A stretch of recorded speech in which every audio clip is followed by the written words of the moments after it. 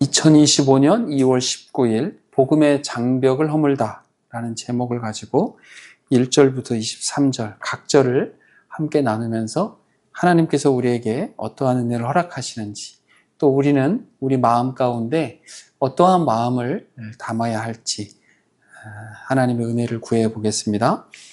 1절, 2절을 같이 보면 가이사랴에라고 하는 지명이죠. 제가 지도를 준비했는데 가이사랴라고 하는 것은 이렇게 해변에 있는 큰 도시를 말합니다. 거기에 고넬료라는 사람이 있는데 이 사람이 누구냐면 이탈리아, 우리 알죠? 이탈리아라는 나라, 그 이탈리아에 있는 소속되어 있는 그 군대의 백부장이라 이렇게 얘기합니다. 백부장은 그냥 아주 쉽게 표현하면 100명의 부하를 거느리는 대장, 요 정도 생각하면 되겠죠? 근데 그 사람에 대해서 설명하는 부분이 2절 말씀이에요. 그가 어떻다고 했냐면 경건했다. 근데 로마에 있는 사람들이 그 사람들은 그 사람 나름대로의 신앙생활을 하고 그 사람들 나름대로 신앙생활이라기보다는 종교적인 생활을 했던 건 맞아요. 그 집안에도 신이 있었고 자기들은 의식적인 행위만 하면 의무를 다한 것으로 여기는 그런 사람들이거든요. 그런데 이 사람은 좀 독특했어요. 경건했다. 그리고 본인뿐만 아니라 온 집안이 더불어서 하나님을 경외했다. 근데 사도행전에 나오는 하나님을 경외했다라는 말은요, 약간 그 고유명사처럼 봐야 돼요. 이게 하나님을 경외하는 사람들의 무리들이 있었어요. 하나님을 경외하는 사람들이라고 호칭을 했어요. 그게 어떤 사람들이냐면 유대인 말고 이방인 중에 하나님을 믿기로 한 사람들. 그래서 완전히 유대교로 개종했는지 여부까지는 우리가 명확하게 이렇다라고 말하기는 어렵지만 회당에 모여서 같이 그렇게 예배도 하고 하나님 말씀도 듣고 말씀의 가르침대로 살기로 하는 사람들. 왜 그 개종 문제가 있냐면 할례 때문에 그래요. 할례를 해야 되는데 이방인들 중에서 그 할례 문제 때문에 완전히 개종하지 못하는 사람들이 있었단 말이에요. 그렇지만 하나님이 가르쳐주는 이 율법, 이 말씀을 중심으로 살아가는 유대인들의 그 윤리적인 삶이 있다고요. 그 사람들이. 그 윤리적인 삶의 매력을 느껴서 하나님을 믿기로 했던 사람들이 이 하나님을 경외하는 사람이다. 이렇게 우리가 이해하면 좋을 것 같아요. 근데 백성들을 많이 구제했대요. 지금 여기는 식민지잖아요. 이 사람들이 와가지고 이스라엘을 지배하고 있는 식민지 피지배국이거든요, 여기가. 근데 그 사람들을 많이 구제했다. 그리고 하나님한테 항상 기도했다. 이 항상이라는 말은 시간적인 것도 있지만 상황적인 기도도 있어요. 우리가 좋은 일 할 때는 감사하고 마음에 들을 때만 하고 이런 개념이 아니라 여러 상황, 어떠한 상황이든지 하나님 앞에 기도하는 삶. 우리도 그렇죠. 사실은 이 2절 말씀이 우리가 참 배우고 본받아야 하는 말씀 중에 9절이잖아요. 우리가 우리 삶을 더 하나님 앞에 경건하게 살아가야 되고 우리뿐만 아니라 가족 전체가 하나님을 잘 섬기는 그런 가족들이 되는 것이 사실은 우리의 기도 제목이기도 하죠. 그리고 구제라고 하는 것은 경건의 표현이에요. 저 사람은 경건하게 살아. 그런데 주변에 어렵거나 힘든 사람에 대해서는 많이 아프거나 좀 이렇게 손길이 필요한 사람들에 대해서는 무관심해. 그것은 경건함의 표현이 안 되는 거잖아요. 그렇기 때문에 구제했다라고 하는 것은 경건함의 연속성으로 보면 돼요. 당연히 하나님께 기도하는 거죠. 이게 이제 1, 2절이고요. 하루는 제9시라고 되어 있는데 여기에는 플러스 6을 하면 돼요. 성경 여기에서 나오는 시간은 플러스 6을 하면 돼요. 플러스 6. 그러면 9시 플러스 6이면 15시니까 오후 3시. 오후 3시면 대낮이죠. 대낮에 이렇게 무슨 아주 늦은 밤에 이렇게 비몽사몽간에 환상을 본 게 아니에요. 아주 밝은 대낮에 환상을 봤는데 하나님의 사자가 나타난 거죠. 그리고 고넬료 앞에 들어와서 딱 쓰시면서 고넬료를 불러요. 고넬료야 이렇게 부르는 거죠. 얼마나 놀랬겠어요. 그런데 내용이 굉장히 좋죠? 4절에 보니까 고넬료가 바로 봤어요. 바로. 뭐 눈을 돌린 것도 아니고 바로 봤는데 환상 중에 천사를 보니 얼마나 두려웠겠어요. 그래서 부르는 거죠. 주님, 무슨 일입니까? 라고 이제 그 상황에 맞게 얘기를 하는 거죠. 그러니까 천사가 먼저 이렇게 얘기해요. 내가 기도하는 거, 네가 구제했던 거 하나님 앞에 상달이 되었다. 기억하신 바 됐다. 상달됐다라고 하는 말은 향기로 받아들여졌다. 그러니까 우리가 기도하는 것은 요한계시록에 보면 기도의 향기로 하나님께 올려지는 그렇게 표현이 되어 있는데 이 땅에서 하는 것이 하늘과 연결되어 있다라고 하는 것을 알려주는 거죠. 우리가요, 이 땅에 살다 보면 그냥 물론 우리가 늘 여기 와서 기도하고 저도 마찬가지지만 우리 각자 기도하는 장소나 플레이스가 있겠죠? 거기서 기도하는 것이 그냥 이렇게 허공에다 대고 하는 그런 것이 아니라 하나님께서 그 기도를 들으신다. 그리고 구제하는 우리가 주변 사람들을 살피는 즉 하나님을 이웃을 내 몸과 같이 사랑하는 그 모습 자체를 하나님께서 보아주셨다. 얼마나 고넬료 입장에서는 놀랍고도 감사했겠어요. 본인이 그렇게 한 것에 대해서 하나님께서 다 아시고 그렇게 평가를 해주셨으니까. 그리고 어떤 명령을 주는 게 5, 6절이에요. 사람들을 욥바로 보내라. 우리 앞서 지도에 본 것처럼 여기 가이사랴 밑에 욥바라고 보이죠. 욥바에 지금 베드로라고 하는 사람이 있다.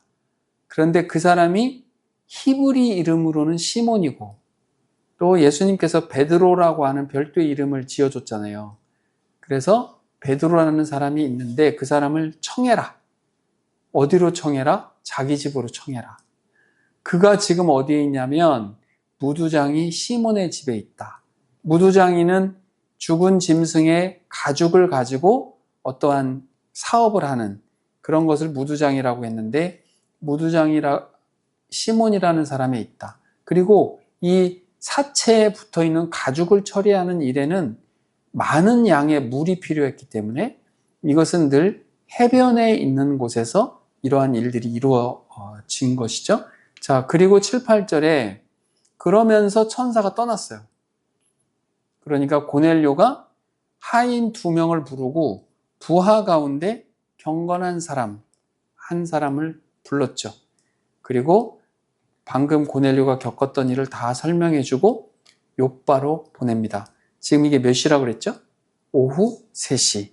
그러면 오후 3시 정도 돼서 본인이 천사 만나는 그런 상황들을 겪었고 또 지금 심부름을 보낼 만한 사람들을 불러서 여차저차 일을 시키고 하려면 대략적으로 시간이 좀 지났겠죠? 그리고 바로 욥바로 보냅니다. 자, 무대가 바뀌어요. 베드로가 지금 우리 지도에서 본 것처럼 어디에 있었다고 그랬었죠? 욥바라는 곳에 있어요. 가이사랴는 그 위쪽에 있어요. 욥바의 카메라가 지금 이쪽으로 돌아간 거죠. 성에 가까이 갔을 그때에 그 심부름을 받고 있는 고넬료의 그 밑에 사람들이 욥바까지 갔을 그때에 베드로가 기도하려고 지붕에 올라가니 그 시각은 제 6시더라. 그러면 플러스 6하면 12시겠죠. 자, 그러면 그 전날 오후 3시 넘어서 한 4시 정도 됐을 때 그 지시를 받아가지고 여기까지 갔겠죠. 근데 거리가 어느 정도냐면요. 직선 거리로 치면 40km 정도 되는데 도로로 따라서 가면 60에서 63km 정도 된대요. 그러면 젊은 건강한 사람이 한 시간에 4km 정도 가거든요. 그러면 60km를 정도 가면 48에 32니까 8시간 정도, 하루 8시간 정도 걸으면 32km 정도 가요. 그러면 60km면 몇 시간을 걸었다라는 거예요? 15시간 이상을 걸었다는 거예요. 그러면 그 다음날 낮 12시까지 도착하려면 그 사이에 이 사람들은 벌써 15에서 16시간 정도를 엄청나게 걸어서 온 거죠. 굉장히 힘들게 왔을 거란 말이에요. 왔는데 베드로가 지붕에 올라가서 기도하는 그 정해진 시간 12시 되면 이제 기도를 하러 올라가겠죠. 그런데 베드로가 배가 고팠대요. 여기 10절에 보니까 시장에서 먹고 싶었 이제 시장하다 배고프다는 뜻이죠. 그래서 이제 기도 끝나면 밥을 먹으려고 준비를 했겠죠. 사람들은 밑에서 준비를 했는데 그때 황홀한 중에 하늘이 열리면서 한 그릇이 내려오는 것이 보이는 거예요. 그 그릇이 보니까 굉장히 큰 보자기 같았다. 그 그릇이. 그러니까 큰 보자기 같은 것 네 귀가 이렇게 매여 있어서 그게 땅으로 쭉 내려왔는데 그 안에 보니까 각종 네 발 가진 짐승, 기는 것들, 공중에 나는 것들 이런 것들이 잔뜩 있는 거죠. 그것을 그림으로 이렇게 그려보면 대략 이런 정도의 그림이 이제 보여지는 거죠. 그러면 이런 소리가 들리는 거예요. 베드로야, 일어나 잡아먹어라. 그거를 잡아서 다 죽여서 다 가죽을 벗겨서 요리를 해서 먹어라. 그런 거죠. 근데 베드로의 대답이 이래요. 그럴 수 없습니다. 저는 속되고 깨끗하지 아니한 것을 지금까지 결코 먹지 않았습니다. 자, 그러면 베드로는 지금 음식에 대한 규례를 다 지켰다는 거예요? 안 지켰다는 거예요? 지금까지 성실하게 지켰어요. 음식에 대한 규례는 레위기 11장에 있어요. 그걸 젓가락장이라고 그러잖아요. 11이니까 우리가 일반적으로 젓가락장이라고 하는데 거기 보면 정결한 음식만 먹어라. 그런 거 잘 알죠? 부정한 것들, 정결치 못한 것들 먹지 말라. 이렇게 음식 규례가 정해져 있는데 그것에 따라서 유대인들은 그것을 철저히 지켰단 말이에요. 그런데 잡아 먹어라. 이렇게 얘기하니까 베드로 입장에서는 그럴 수 없습니다. 그렇게 얘기한 거죠. 근데 두 번째 또 말씀하시기를 하나님이 깨끗하다고 한 것을 네가 왜 그렇게 깨끗하지 않다, 속되다 그렇게 하느냐 그렇게 얘기하고 한 번 더 두 번째도 베드로가 먹을 수 없겠다고 말한 거죠. 그리고 세 번째까지 먹으라고 했는데 베드로가 저는 먹을 수 없습니다라고 얘기를 했단 말이에요. 그리고 그것들이 다 하늘로 올려져 갔어요. 여러분들이 그 상황을 겪었다고 하면 어떤 그 머릿속에 여러 가지 생각이 들겠죠? 베드로 똑같아요. 베드로도 아니 이게 도대체 무슨 일일까 고민을 하고 있지 않았겠어요? 그러면서 17, 18절에 보니까 이게 도대체 무슨 뜻일까 속으로 의아해했다라고 얘기해요. 그런데 마침 고넬료가 보낸 그 사람들이 시몬의 집을 찾아와서 문 밖에 서서 부르는 거죠. 자, 보세요. 그러면 그 사람들은 가이사랴에서 내려왔겠죠. 내려와서 요빠에 와서 시몬이라고 하는 집이 도대체 어디야? 라고 이 집 저 집 찾아다니면서 물었을 거라고요. 그리고 이제 시몬의 집을 찾아서 저 집이야 라고 하니까 와서 찾아와서 이제 부르는 거죠. 그러면서 우리는 베드로를 찾으러 왔다. 베드로라 하는 시몬이 여기 유숙하느냐? 라고 물은 거죠. 그래서 여기 지도에 보면 요빠하고 가이사랴, 나중에 요빠에서 가이사랴로 가는 그 베드로의 행처인데 왜 루다에서도 우리 지난 시간에 보면 치료를 하잖아요. 그런 과정인 거죠.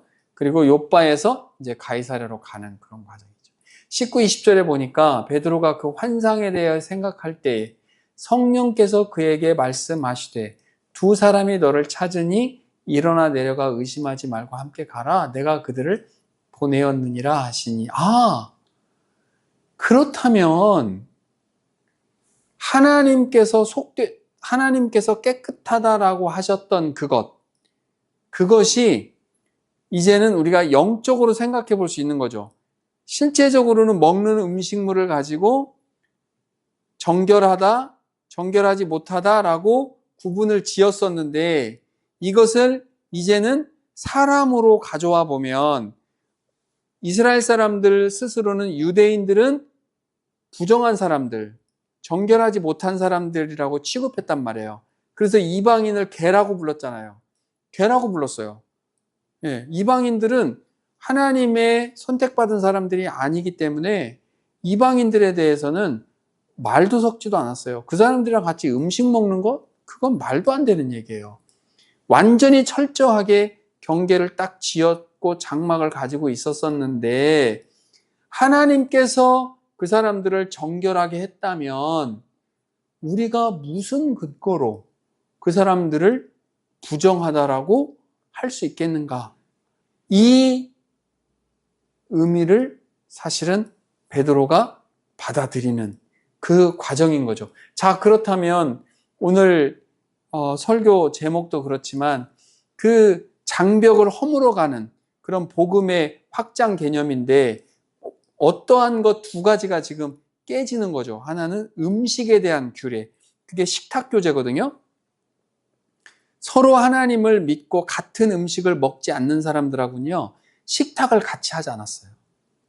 같은 자리에 앉아서 음식을 먹는다라고 하는 것은 상상도 못할 일인 거예요. 그 사람들은 부정한 사람들이니까. 그런데 하나님께서는 그 음식에 대한 규례를 이제는 더 이상 깨버리는 거죠.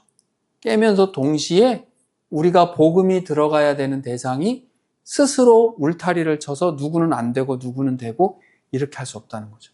여러분, 우리도 마찬가지입니다. 우리도 사람들을 대하면서 아우, 저 사람한테는 뭐 어떻게 복음을 저 사람이 복음을 받아들여. 저 사람이 무슨 복음이야. 그러나 하나님께서 깨끗하게 하시면 같이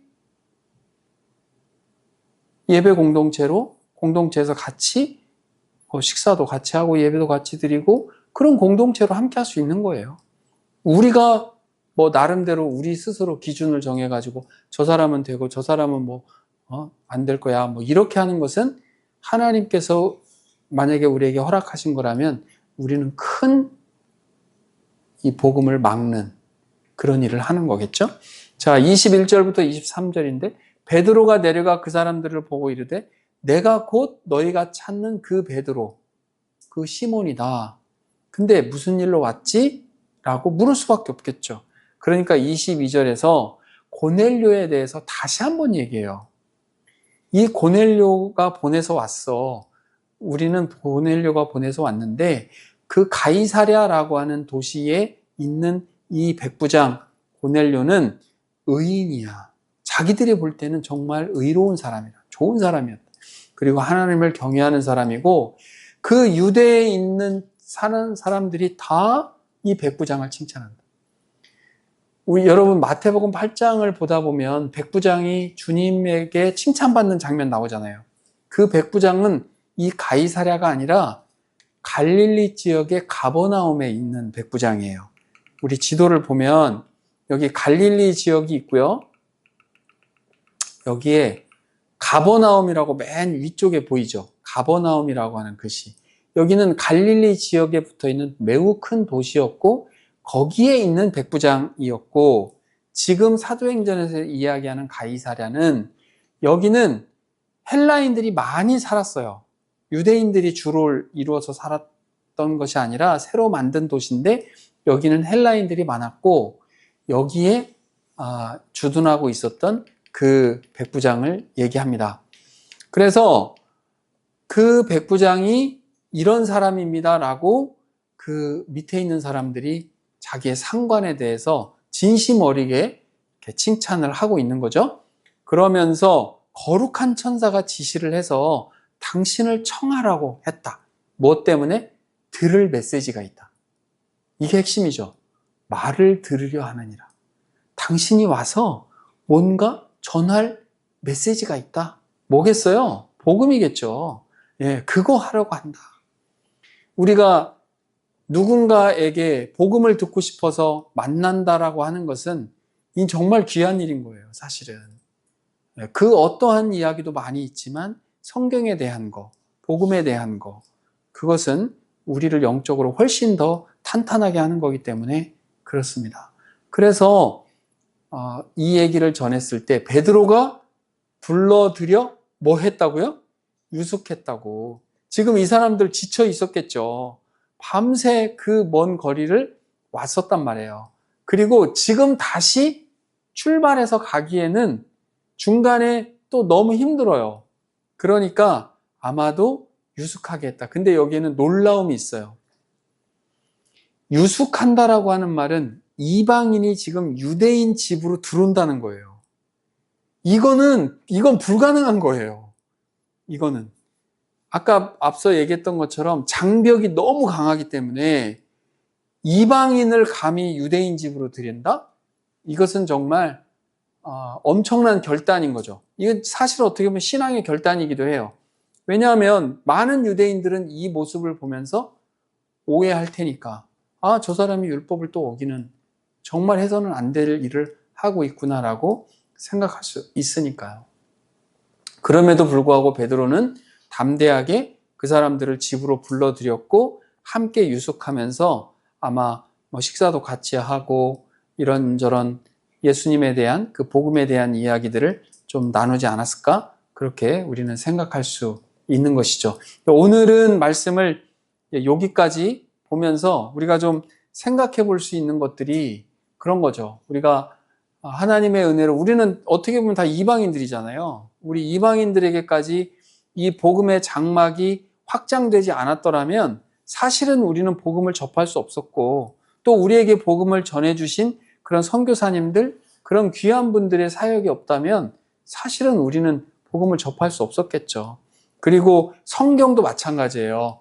성경도요, 헬라어와 히브리어가 각 나라 말로 번역되어 가는 과정에서도 굉장한 많은 그 믿음의 선배님들의 그런 헌신, 그런 수고, 이런 것들이 있었기 때문에 우리가 가장 우리 의에 맞도록 사실은 이 성경을 볼 수 있는 것도 사실은 감사한 일인 거예요.